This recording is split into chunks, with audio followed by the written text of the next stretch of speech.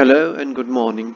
Today our topic is erythropoiesis, meaning the formation of red blood cells.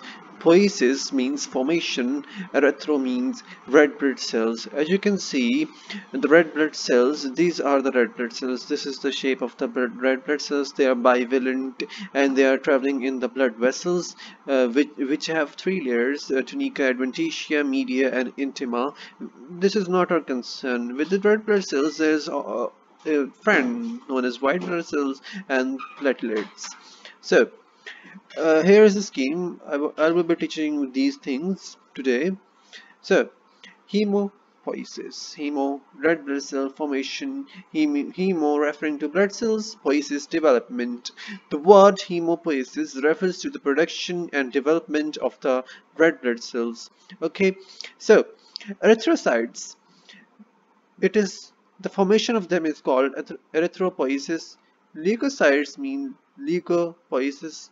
Thrombocytes formation is called thrombopoiesis. Okay, here you can see the red blood cells, monocytes, eosinophils, lymphocytes, neutrophils, different types of cells in the blood.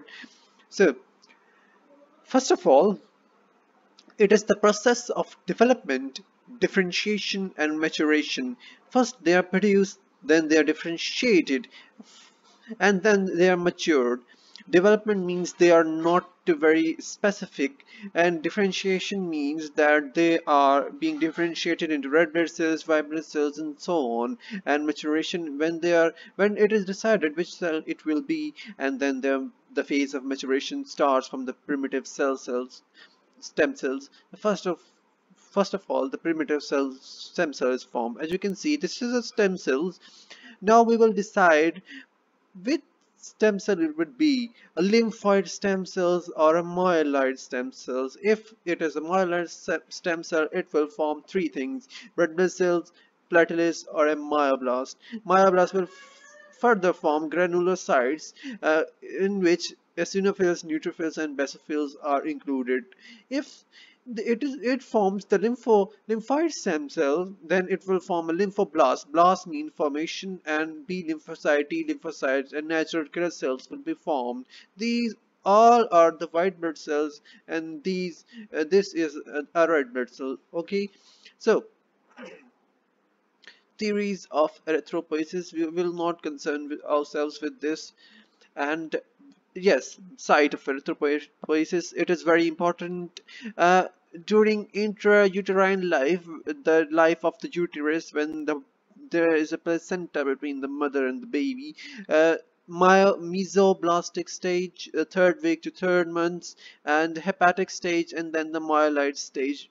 These are the three stages in which the blood cells are formed. First of all, it is formed in the mesoblastic, then in the hepatic, then in the myeloid. I hope you understand that.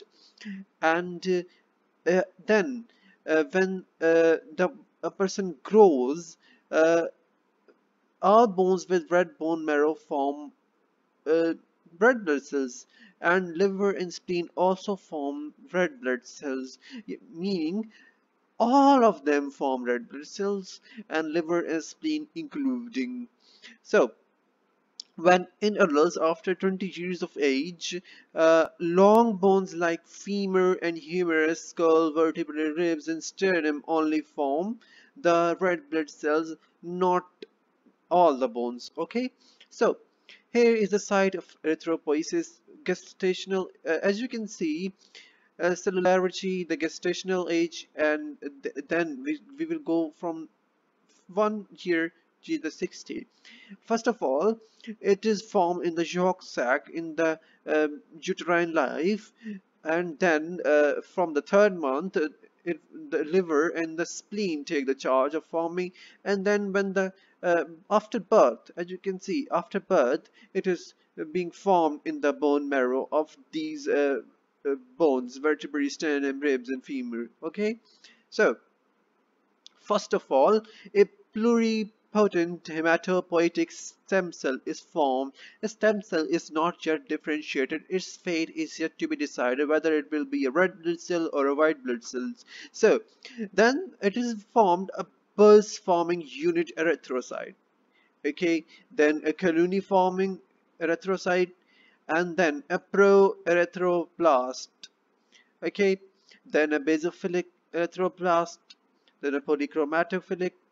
Poly means color, poly means many, chromato means color, okay, and orthochromatic erythroblast and reticulocyte, and the final stage is the erythrocyte, okay.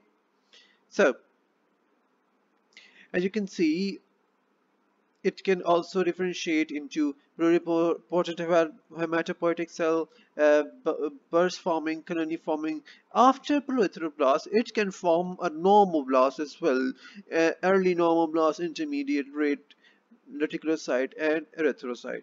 Okay, so stem cells, extensive proliferative capacity, ability to rise to ability to give rise to new stem cells. It can one stem cell can cause the formation of another stem cells, self-renewal. So ability to differentiate into any blood cell lines. It can be a white blood cell, a red blood cells, a neutrophil, and whatever it will like.